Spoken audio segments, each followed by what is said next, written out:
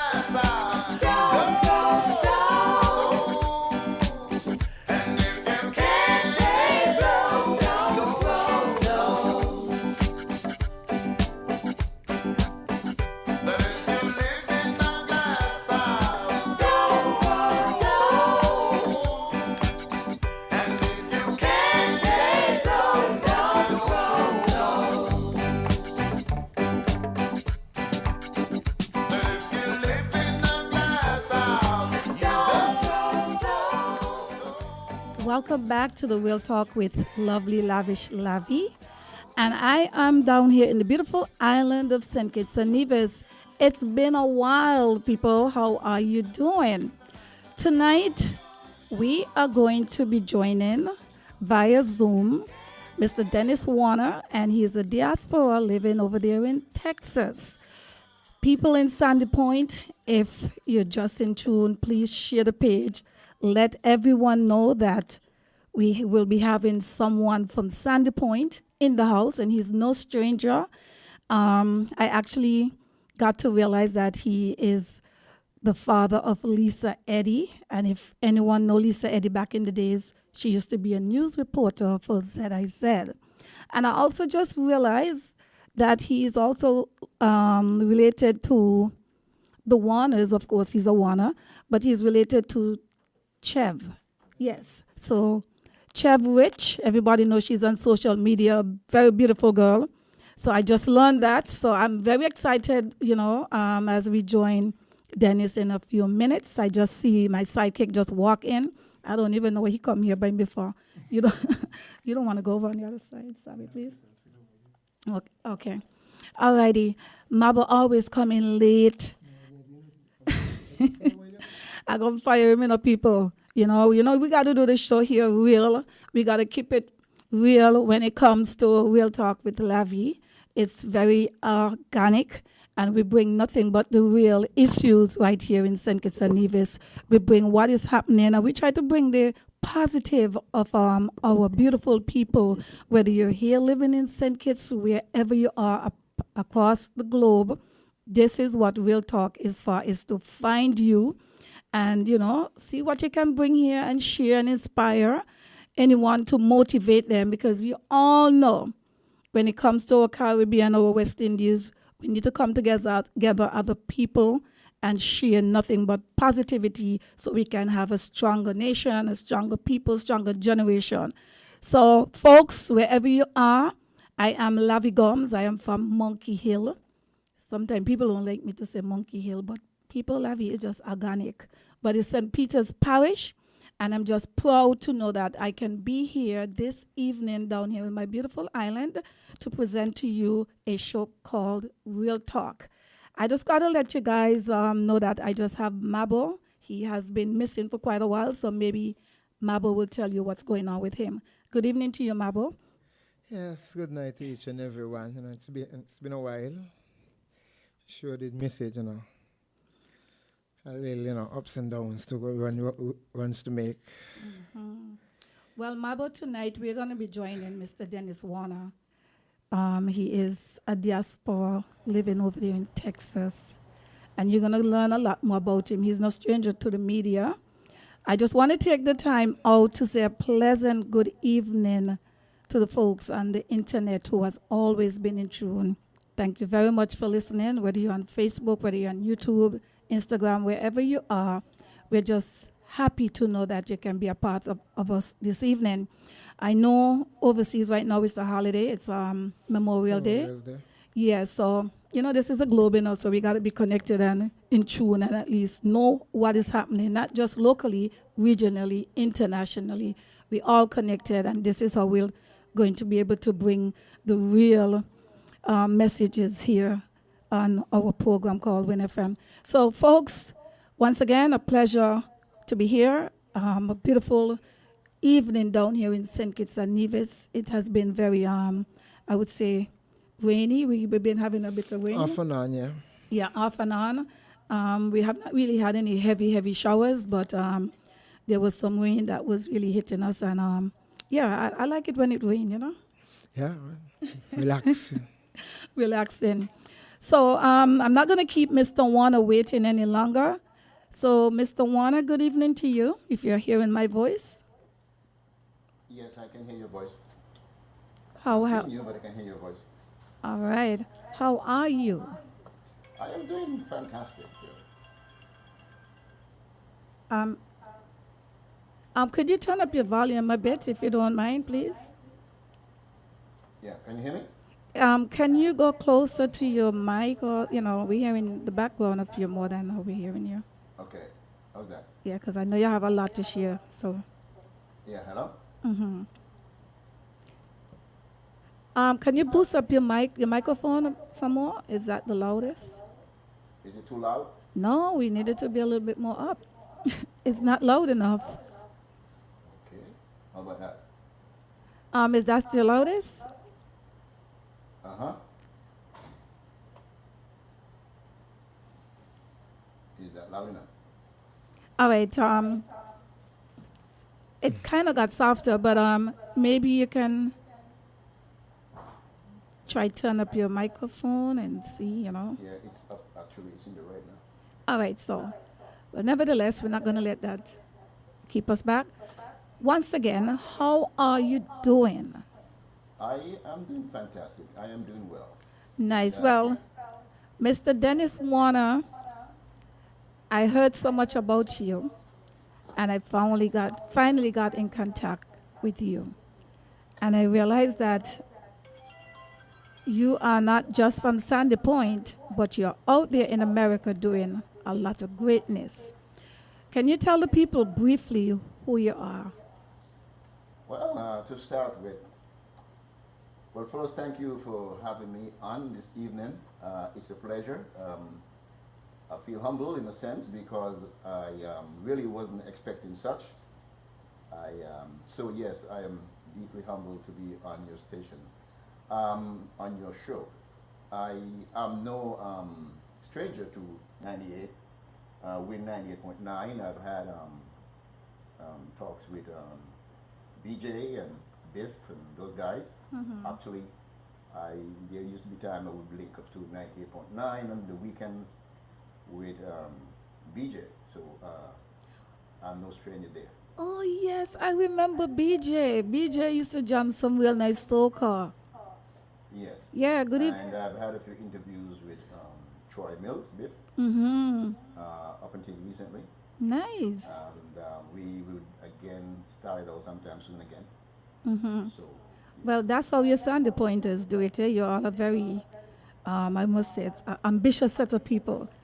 But tonight, I want to let the people know what you're here for. Tonight, we're going to basically, meet with the guy himself, Mr. Dennis Warner, the voice for the people. Dennis, I understand that you're out there and you have been being a voice. I want to know what kind of voice and why you decided to be a voice out, not just here in St. Kitts, but out there for our beautiful people here in St. Kitts and Nevis, especially the people from Sandy Point. well, it started all in St. Kitts, and it started from my mom and people that I surrounded myself with. I used to be, as a matter of fact, at an early age, I was always interested in people who, regardless of what party would be campaigning, I just used to like to hear people, on the stage and the platform, giving speeches and all those kind of stuff. And so it started from there at an early age.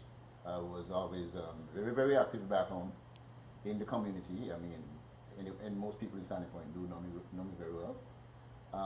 And so everything started there in St. Kitts, and I am proud of that because it tells me that I haven't changed much in, of who I used to be and who I am. I'm still the same Dennis that kept all those things, and my thing was to be a voice for the voiceless, an eye for the blind. So, yes, I'm still that, and it's a wonderful privilege and opportunity when you can get out there and be such a person for these, underprivileged people.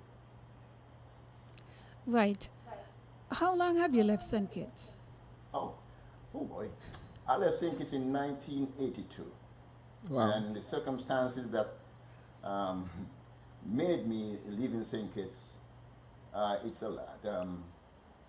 Yes, politics and all this kind of stuff played into that. And it's funny because I want to touch it a little bit because most of us that traveled out of St. Kitts were at some time or other, most, it used to be, still is to some point, politically motivated.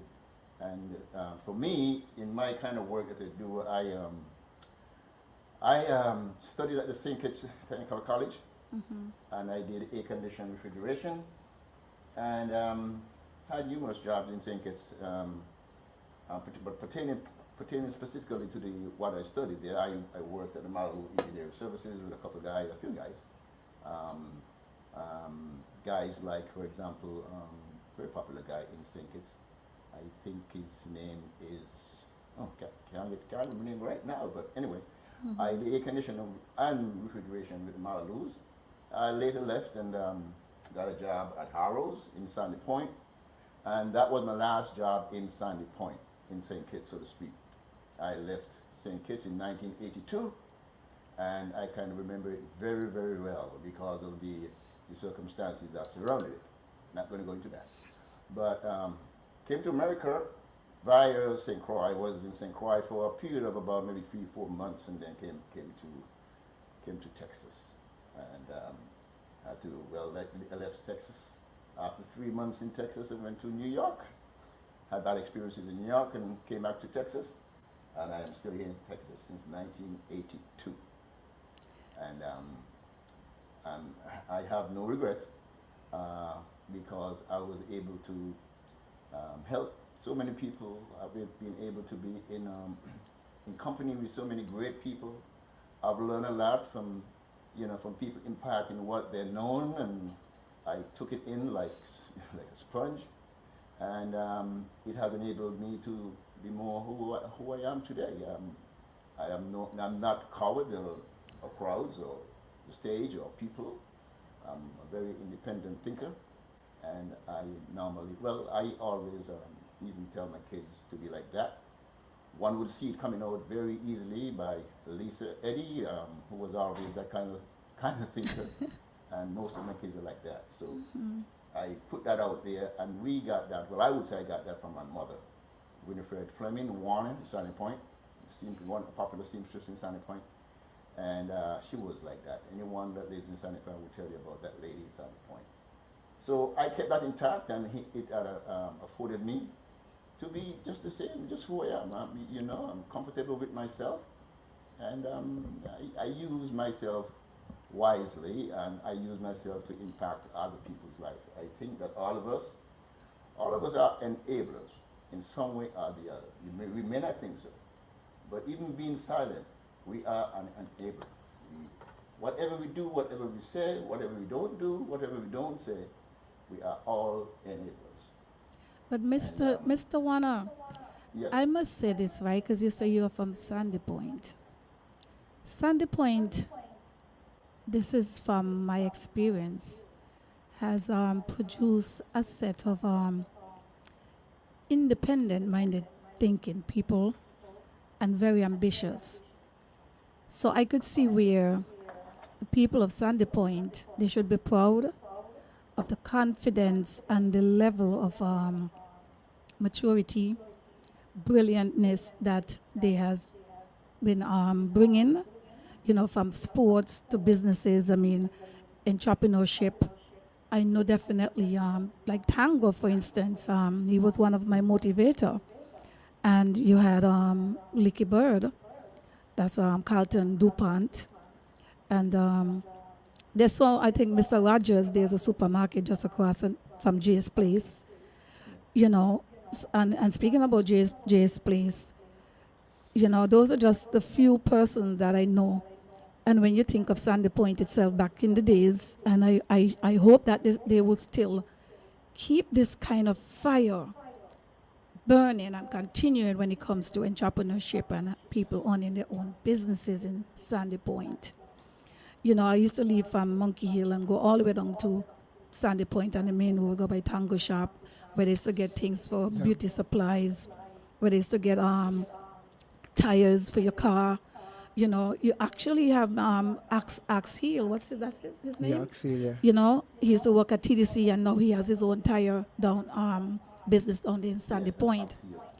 And when I heard about you, I was really happy to bring you on my program, because this program is to help persons out there find themselves through a career, through creativity and imagination. And when you have people like you live abroad, we need back our voices here, not just overseas, but we need to actually help to connect back with our homegrown, where we are actually from. Yeah, and all those names that you mentioned just a while ago, every one of those guys know me. They know me very well. Tango, he know me very well. Grew up together. Licky Bud and Ox Hill. As a matter of fact, I was home Christmas. I come home every Christmas, and I normally meet up with those guys. Tango and I, we share a lot in common. We, even the things that he do, and I've borne witness to many of the events that came off in St. Kitts, because I was privileged to be there on a few occasions with him, and he came a long way. We all came a long way, and my hat's off to him, because he still continues doing what he's doing without complaining, without anything. He's just Well, he's not going to be a complainer, because he made himself. He's a self-made person. Tango has helped a lot of people. He has actually helped me too. He encouraged me as a little girl. I think his family background is from Monkey Hill. And, I've seen Tango where he has helped so much. So you being from Sandy Point, what do you see that you can maybe, I would say, not really contribute, because you have been contributing, but what do you see that you can add to the people of Sandy Point, or maybe what advice, what message can you give to them? Not just Sandy Point, but because you're from Sandy Point, but the villages here in St. Kitts and Nevis, persons that used to be independent and not really depending on government to give them a dream or give them whatever that they think that they need, and if they don't get it because politicians won't give it to them, then we have lost our destiny, our goal, our dream. Yeah, I came from an era that most of the guys in that time were hard-working people. We were people of a pride. Sandy Point was very, very prideful. It still is, but in those days it was a very prideful place. It was, we just do what we had to do without intervention of government. And just to mention a bit, if you would have been, I'm sure you're familiar with the sporting complex down there, the hard court in Sandy Point. Of course. And I alluded to that because that was, I was part of that association that work and made that came into fusion along with some other guys in a group what was named at the time Sportax. All Sandy Pointers would have known about Sportax, not just Sandy Point, but St. Kitts on a whole, because Sportax had one of the biggest event next to Carnival in St. Kitts, you know. And so, but anyway, we decided that we had to do something to help our young guys, young kids, boys and girls, to when they have that time to, instead of just wasting it, we afforded a place for them there at Sandy Point, at the alley. And actually, we actually had to go walk down to the beach and get the stones and pound the stones and you know, all of that. And we made it happen. We didn't wait for the government. Actually, we had, and it's funny because as much as Sandy Point is a very powerful place, and you know, independent in a sense, you know, away from the government. In as much as so, there still are people there in Sandy Point that still feel like things not going to happen unless government intervene. And it's a thing that, you know, we have to get it done so they would know government don't have to be always involved in stuff. It's a lot of work because you would have had to galvanize people together and, you know, give them ways or show them ways or mean. But I think after the event, after the project happened, after the project happened and everything, and you see it happen, you were part of the project being built, and you see that your fruit of your labor, and you see how the community embraced it. It happened once, and you want to do it again and over again. And I think by that project, and I being part of that project, when I came to the States, it enabled me to see, it enabled me to realize that I could do anything. You know, one can do anything and even some more when you have others unite with you and make things happen. But these people got to be on the same path. You got to find people that align with your way of thinking. And it's hard sometimes, and but you just got to do that to make things happen. If you're going to work, well, if you're going to work, not, I won't say against the government, if you're going to work without the intervention of the leaders in government and those kind of stuff, because you have to have a kind of a rebel mentality in a sense. You know, it's too harsh a word, but you got to have that thinking out of the box kind of thinking. You got to be different. You got to find people who are not afraid of being different. You got to find people who are not afraid of being ridiculed. You got to find people who know that when you do something, they're going to be a majority going to tell you it's not going to happen. So you know you got to be in the field. The people who make things happen are the people in the field, are the people who not popular, who not, you know, and you got to know you got to know that you are in line with these people. And like I said, you got to be in alignment and have that the camaraderie and that energy of all to be, you know, to make these things happen. And we've had that in Sandy Point. Sandy Point have always had that for the most part of it. Like I said, I left Sandy Point in '82, and in my absence, it took me 9 years to come back to St. Kitts. And in the 9 years, after I came back in 9 years, I've seen a big difference that Sandy Point has dropped way far from where it used to be. And I was a little bit disappointed, and I always decided I'm going to come back to Sandy Point.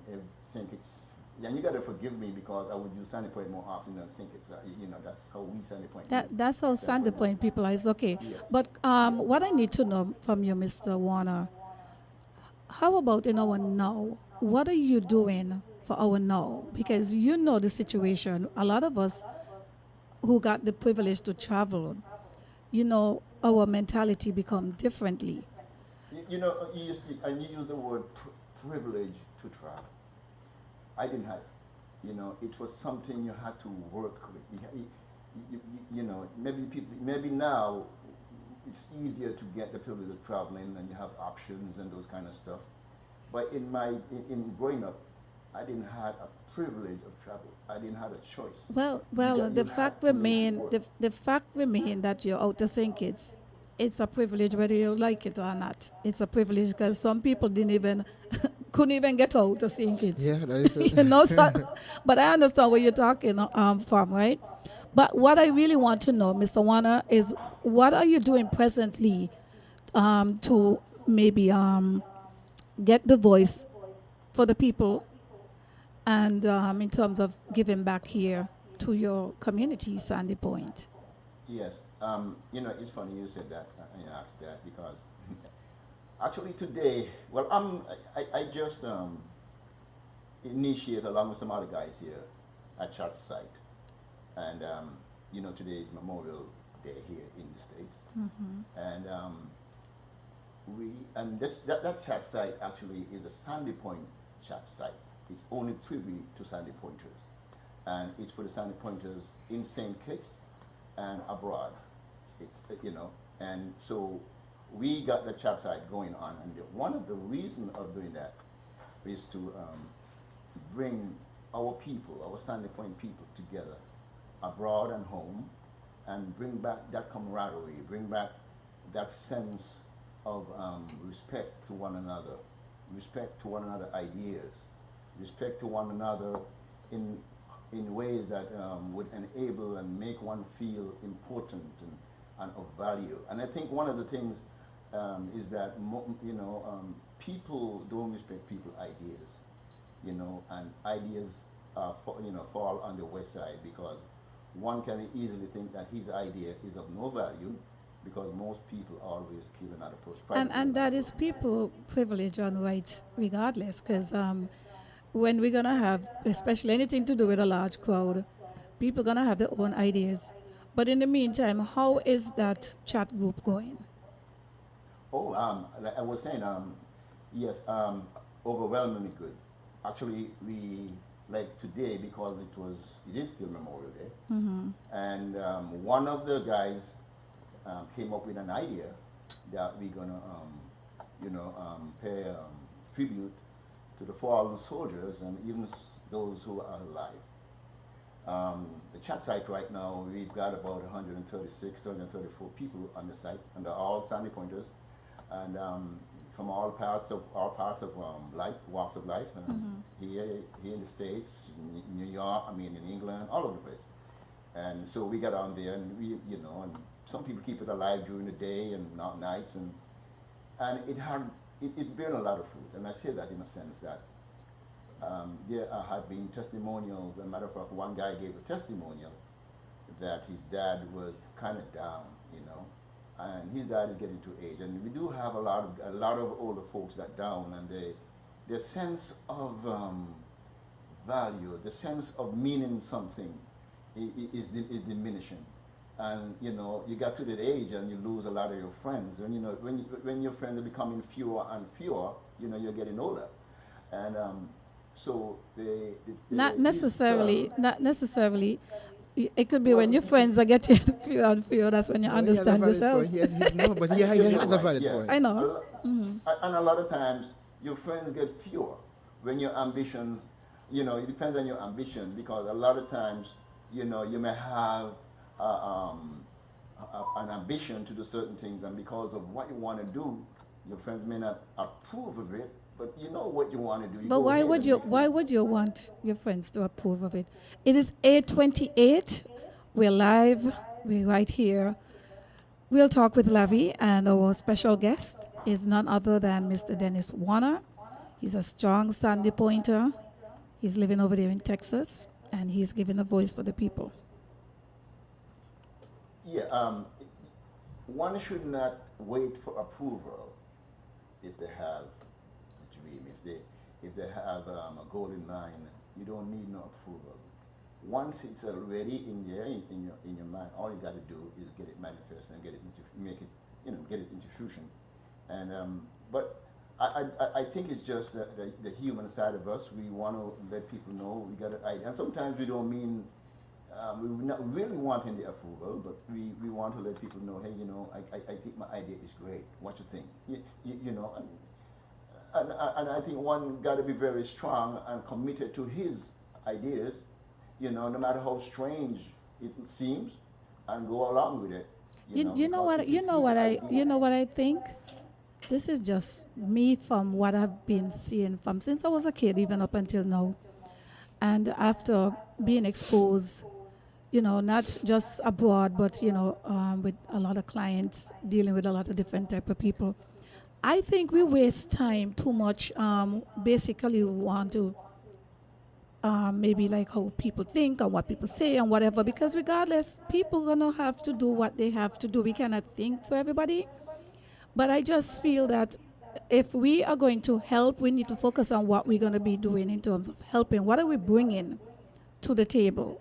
How can we help make our country better? Not just ourselves. What are we going to do to help raise the standard here in St. Kitts and Nevis? Because St. Kitts is a beautiful place. There's a lot of money in St. Kitts. There's a lot of opportunity in St. Kitts. But a lot of us are stressed. We're stressing on what people are going to think, or maybe basically want to tell people how to live their life. Everybody can do things the same way. And I feel that as a voice for the people, it is basically to find avenues to help people than actually wanted to contradict or dictate how people supposed to live. Because you're gonna have some people that ain't gonna do what we want them to do. And that's okay. Even our children, our spouses, everybody are individuals. So I need to hear you tell us, what have you been doing over here in Texas? Because I know you have been doing a lot of greatness. So I want to hear about that. Yeah, there's a time for modesty, and then there's a time you got to shout it out. Well, yeah, I've been involved in quite a few organizations here in Texas. The one that I'm still involved in, actually, I'm supposed to be the president of that association, that's the St. Kitts Nevis Association here in Texas. It had went through some storms and still is going through some storms. Since the COVID, it had never regained good footing. So it's still in dormancy, it's still there. So one can go on Facebook and you can see it and be part of that. You can check it out on Facebook. It's still there. Our membership has dropped considerably.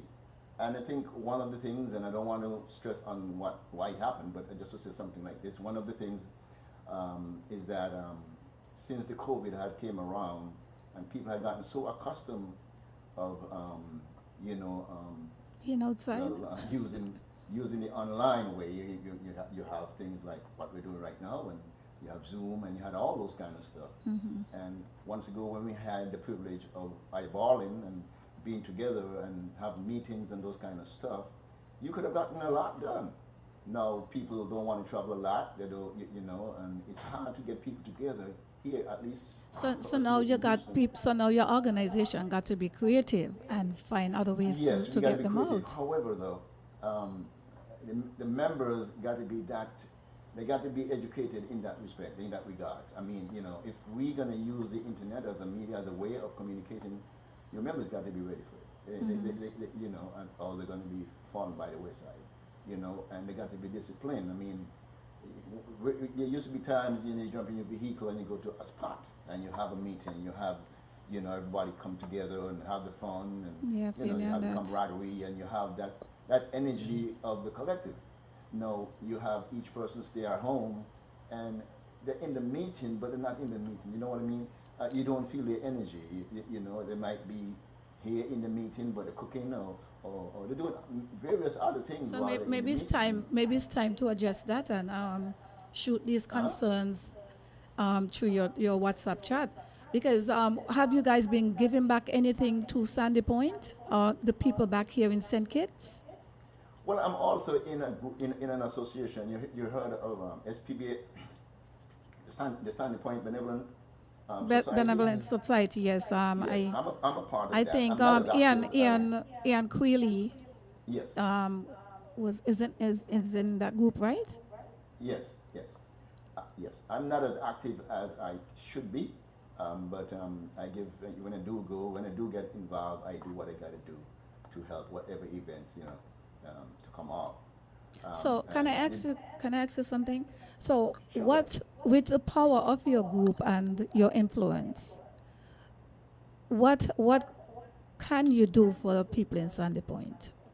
And I said the people in Sandy Point, meaning like charity or give back, or what can you see needs to be done to make people a little bit more energized?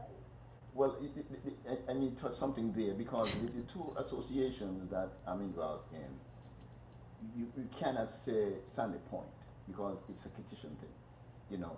So if we, it's kind of, you want to do a whole ton for Sandy Point, but the politics gonna creep in then because it's the associations in Houston that we have here, St. Kitts Association, it's all kind of, it's everybody from St. Kitts. So and we know, as I know, and most of us know as Sandy Pointers, that Sandy Point has been deprived lately of a lot of stuff that is left undone by previous governments, and governments on the whole, all of them. And we want to do and help and fix, well, not fix, but at least we want to contribute, in bringing about a better situation in Sandy Point, in whatever area.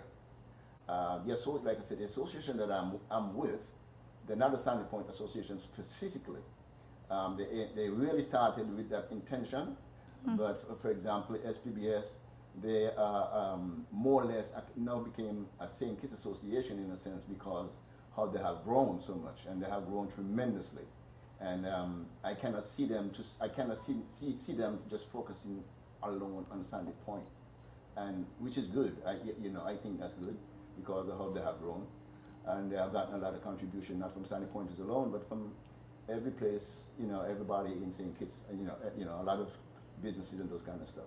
But as to contribute directly to Sandy Point, we've had, for example, you touched on Tango a while ago, and I remember when he was trying to get that house done for a lady in Sandy Point, and we all contributed. We and helped not so much from SPBS, but Sandy Pointers, contributed and helped him to get this thing going. He put a lot of work into it himself, and but we stood with him. I stood with him. I came home.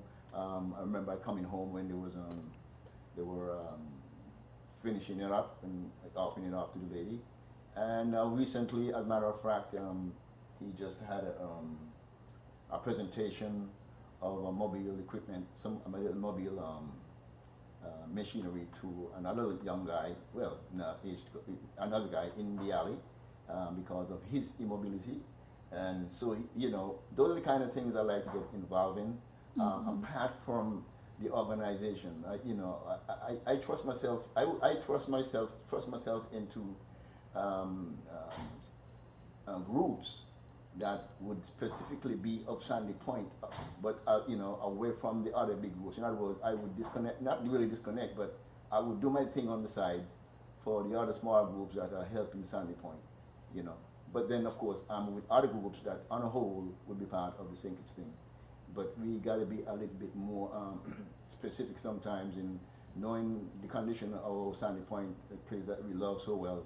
Sometimes, I have to disconnect and try to attend with other guys who have the same interest about bringing some kind of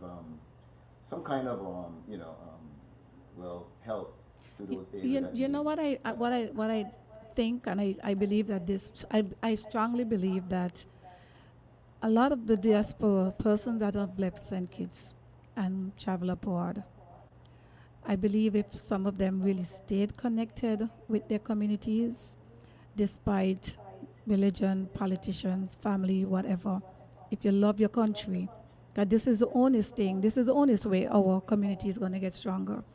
If we're just going to say, well, this government didn't do this and this government didn't do that, there's so many brilliant people in every parishes in St. Kitts and Nevis. And, as you're from Sandy Point, I know quite a lot of successful people from Sandy Point. You have a deputy prime minister, almost became a prime minister of St. Kitts and Nevis from Sandy Point. You have so much advocate that are political affiliated, yes, but I feel that because Sandy Point has so much ambitious and business people, I think that if they really come together, just like how you guys had supported Tango to help, this particular person. I think that, it will show that we are really doing and giving back to our communities.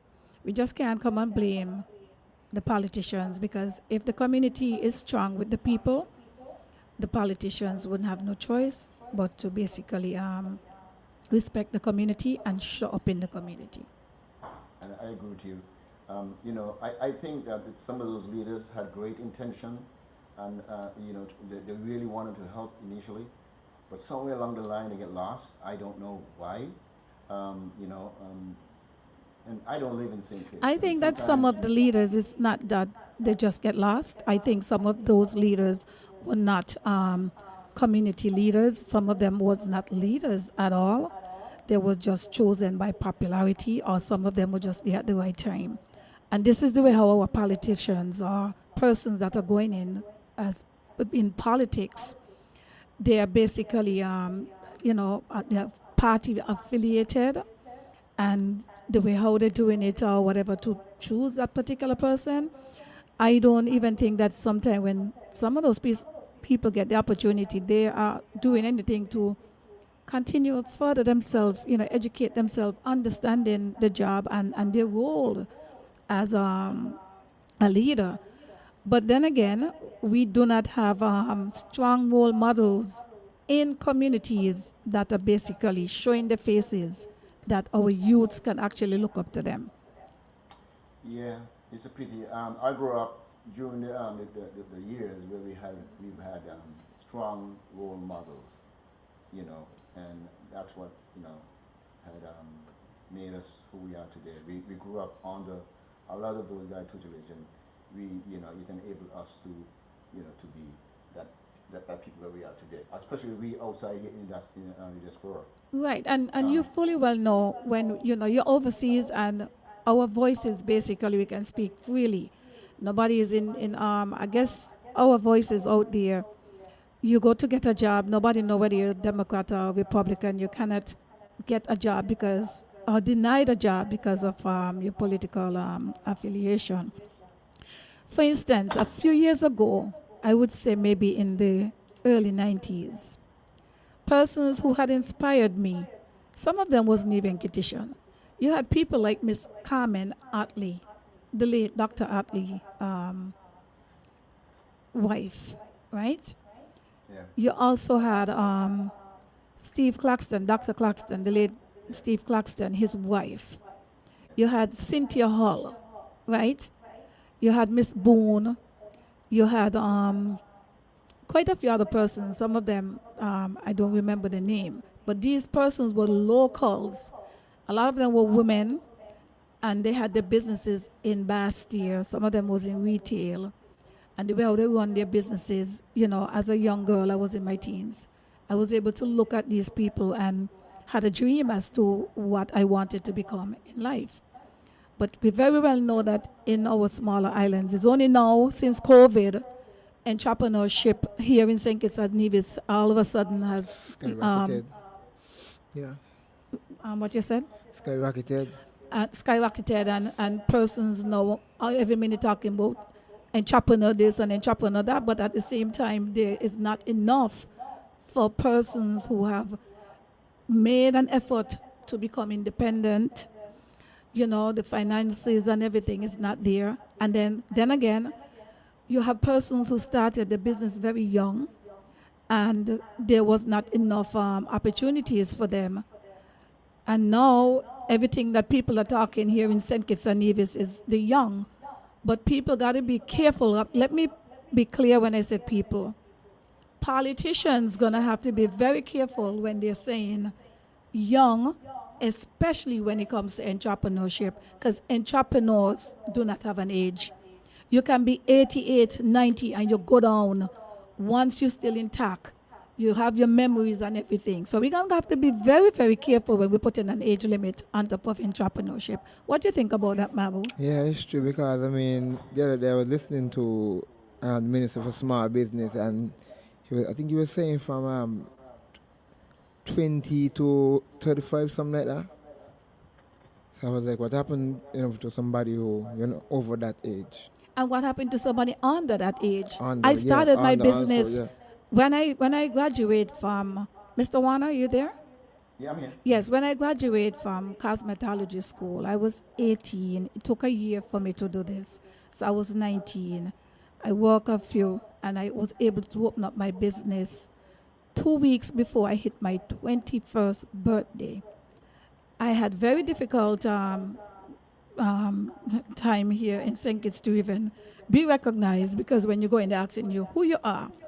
And I think that the minister, and I'm going to say it and we'll talk with Lavi Gumbs, the minister that is responsible for small business, he going to have to be very careful and, choose his words, because it's a constant thing when he is talking, he's using the word young. The young need the old also to get by, because that's how you get experience. Yeah, Hello? of course. Yeah, I'm here. There's a lot of older people have a lot of knowledge that can actually share back with the young. For instance, I would consider myself a veteran in this business, but I'm ahead of the game. I'm abreast of time. All my license, my ongoing education certifications, is up and point as of 2024, believe it or not. You understand what I'm saying? Yeah. So one gonna have to be very careful when we using and we're trying to separate people here in St. Kitts and Nevis, like dividing us because of age, or trying to, for whatever tactics, to intimidate the young or to impress the young, but we should not be fooling the young. What is your take on top of this, Mr. Warner? Well, I'm going to have to tell you this, but I got to tell it maybe in a little more story form, see.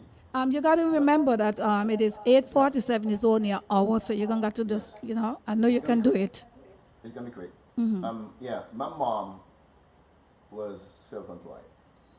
And I grow, I grew into that she was self-employed since I've met her. She was a seamstress. And she had to do that because she got pregnant when she was a teacher. And she got pregnant, and in those days, you couldn't be pregnant and, out of wedlock and teacher. And she had to find a way to make life. And she went into seamstress. Her mother before was a seamstress and getting older, and she took on what her mother was doing. And she became one of the most popular seamstresses in Sandy Point, Newton Ground, that kind of thing. So she had it going. And I saw the freedom. I saw the joy. I saw that she could have done anything with her time. And on top of that, the man who really raised me from a kid, he was an Anguillian. And because of politics, he works on the estate. His matric was taken away from him. He used to plant a ground in the mountain. That too was taken away from him because at the time they had the situation with Anguilla and St. Kitts, and he had to return. But what you're talking about, right? The whole point of this, it is still happening now, and that is what I'm asking, right? Because what you're talking about with what done happened back then, we are still seeing this happening to this current time. What do you think about that, Mabu? Yeah, nobody want to be a stigma, Everybody play the political cards to suit them. And just like how you're talking about your mom, and I'm sorry if I cut you off, but you're talking the same language what we're talking here. And the same thing that you're speaking about with your mom, she did not even have the opportunity. There are persons, right, for instance, as of now, they need an opportunity too. Sometimes we say we can't help everyone, but if we do things the right way, that one person that you help will be able to teach somebody else, right? For instance, entrepreneurship, and I'm going to speak directly to the Minister of Small Business because this is something very passionate for me. And when we're going to see people in St. Kitts and Nevis who come from where many of us come from, they come from poor, humble beginning. And when we're going to see men, politicians, going to be just talking about the young people, I want to know what I consider as young because I am young. So we got to be very careful when we say young, or we just targeting somebody because we say, let me give somebody 18, 19, under 25, because we could only give them $10,000, $20,000 or how much ever, and tell them go out there, go fish. We must do things the right way and stop cut off people. This is going to be another topic because I'm very, very passionate with this. There's a lot of people out there listening. I am an advocate, not just for myself, but for the people of St. Kitts and Nevis, because I've been there and I understand. And in order to solve some of these crimes, we have to really take a serious look at entrepreneurship here in St. Kitts and Nevis and what we are calling entrepreneurs. Mabo? Yeah, it's true. Some people, I mean, politicians help who, like, to me, it's who close to them. If you're not, close up tight to them, you get a bit more pushback. Right. And for small business, Mr. Warner, I'm just kind of updating you as to what is happening here currently, because we can talk about all what happened back in them days. This is 2024. We need to live in our present, in our now, because here in St. Kitts and Nevis, we ain't have no communities like that where we have village raising children. No, that done dead. And as we can see, most of the people in the villages now, people coming from all over living in the villages. And nothing is wrong with that. But we can't actually blame them because when they come into our villages, there's no structure. It is so political driven. The communities, centers in the communities, the constituencies. When you find out who got the key, is some politician or somebody connected to politics yeah. have the keys.